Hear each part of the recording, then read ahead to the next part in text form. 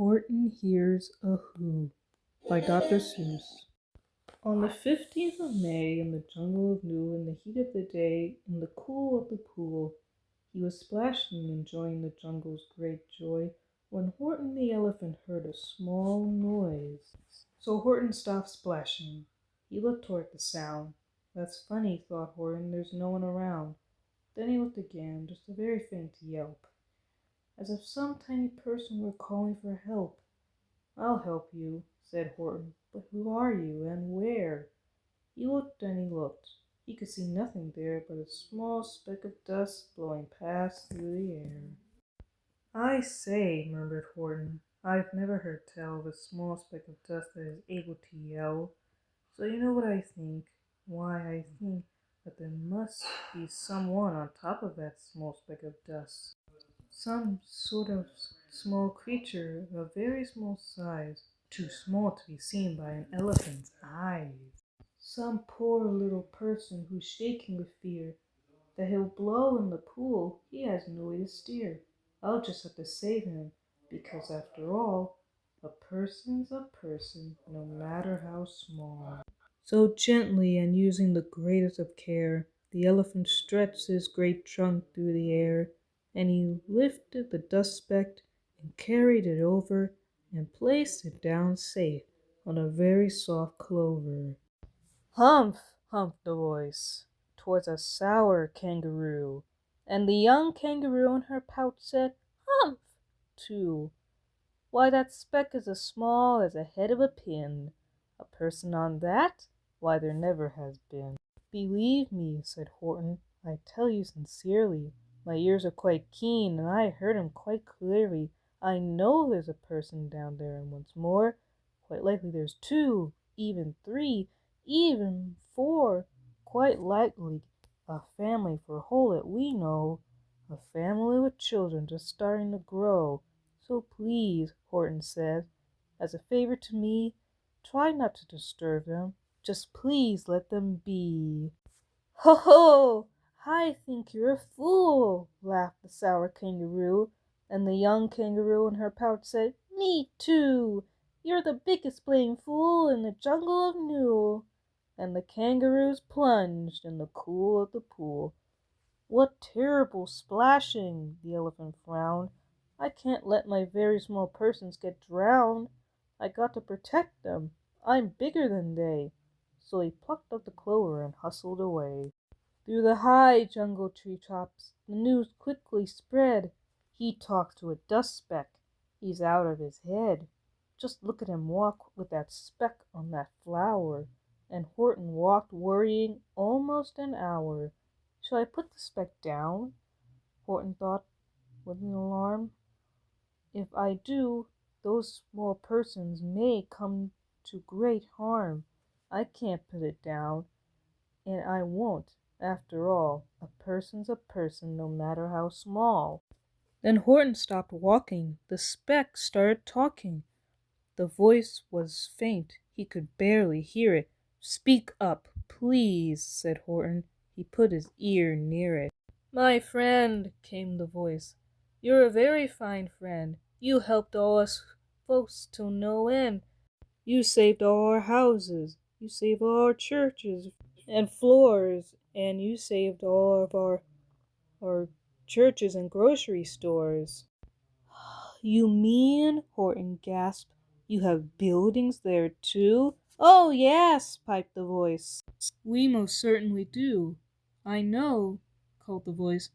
"I'm too small to be seen, but I am a mayor of a friendly town that is clean. Our buildings to you may look simply small, but to us they look big and wonderfully tall. My town is called Whoville, for I am a Who, and we Whos are all thankful and grateful to you." And Horton called back to the mayor of the town, "You're safe now. Don't worry, I won't let you down."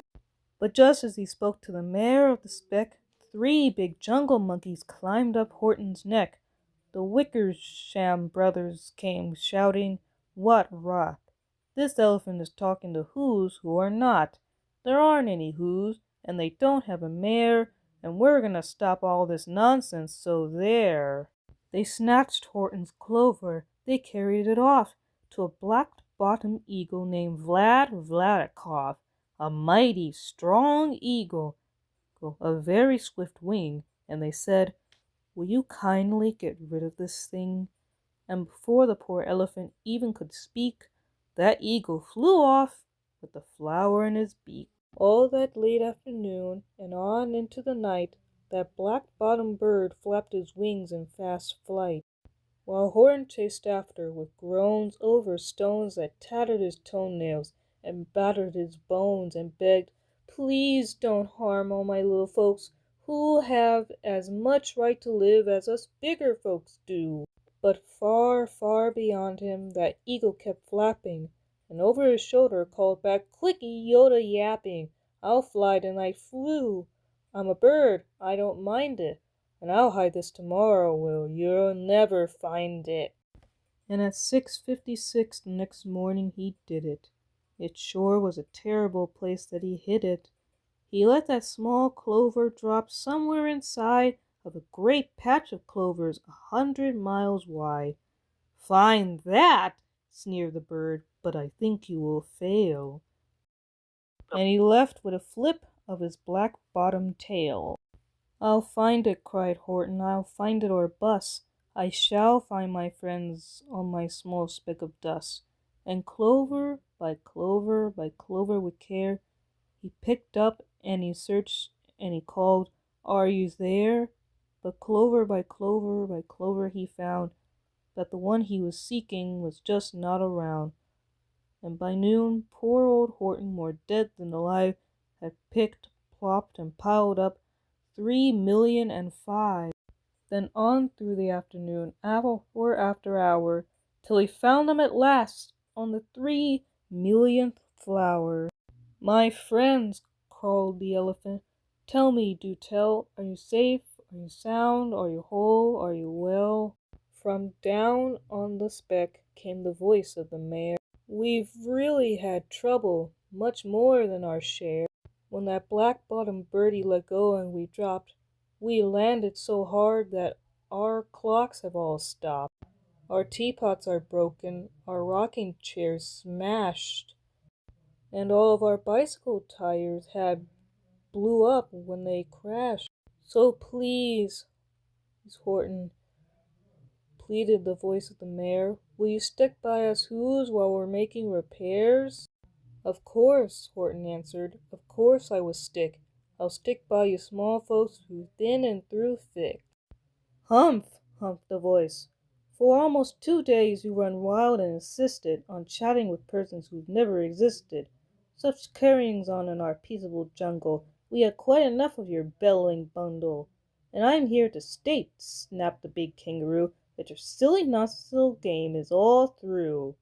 And the young kangaroo in her pouch said, "Me too."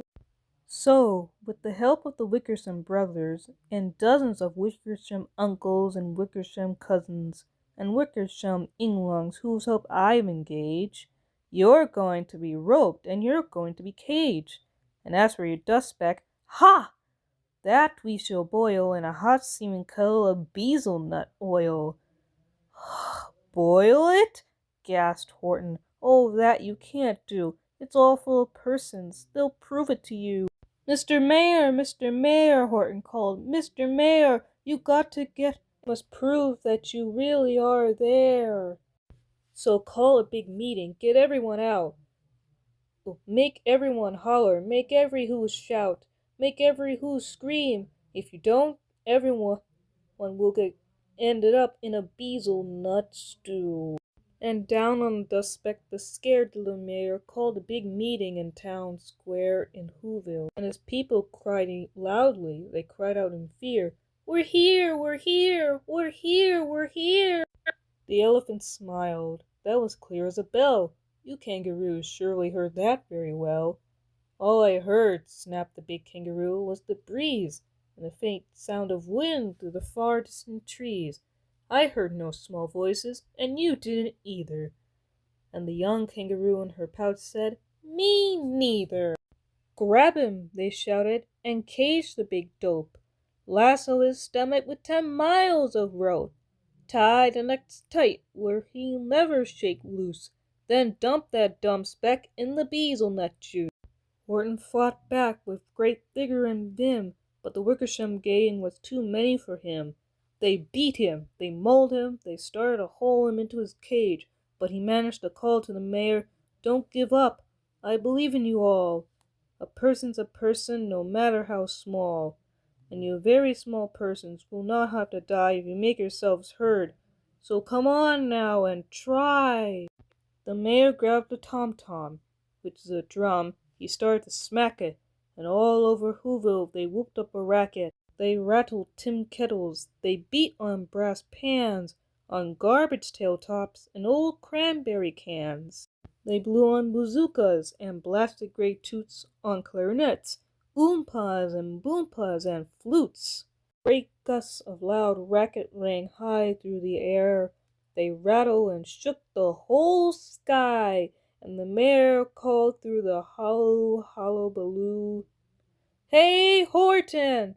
How's this? Is our sound coming through?" And Horton called back, "I can hear you just fine, but the kangaroo's ears are not as strong as mine.